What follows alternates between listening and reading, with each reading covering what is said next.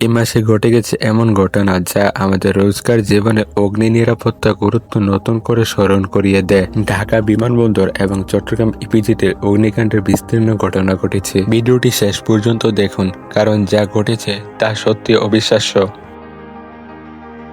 ঢাকা বিমানবন্দরে ঘটে যাওয়া অগ্নিকাণ্ডের খবর প্রায় পুরো দেশকে আতঙ্কিত করেছে।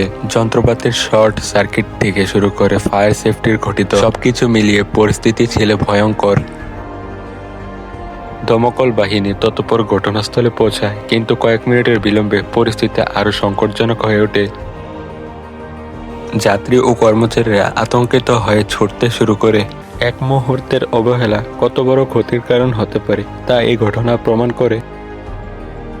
এরপর চট্টগ্রাম ইপিজেডের ঘটনা। সেটগুলোতে আগুন ছড়িয়ে পড়ার সাথে সাথে শ্রমিকরা আতঙ্কিত হয়ে পালাতে শুরু করে।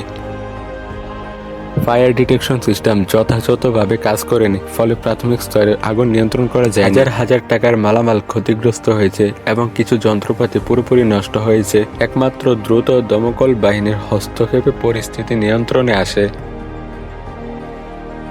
বিশ্লেষকরা বলছেন, এই ধরনের অগ্নিকাণ্ডের মূল কারণ হলো ফায়ার সেফটির মান অপ্রতুল এবং জরুরি প্রশিক্ষণের অভাব। একটি ছোট্ট অবহেলা মুহূর্তে বড় বিপর্যয়ের কারণ হয়ে দাঁড়াতে পারে। ভবিষ্যতে এমন দুর্ঘটনা এছাড়া প্রয়োজন করা নিয়ম এবং সতর্কতা।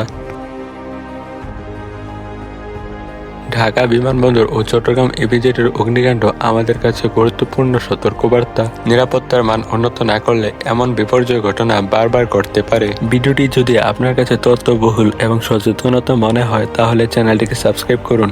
পরবর্তীতে আমরা আরও গুরুত্বপূর্ণ ঘটনাগুলো নিয়ে আসব।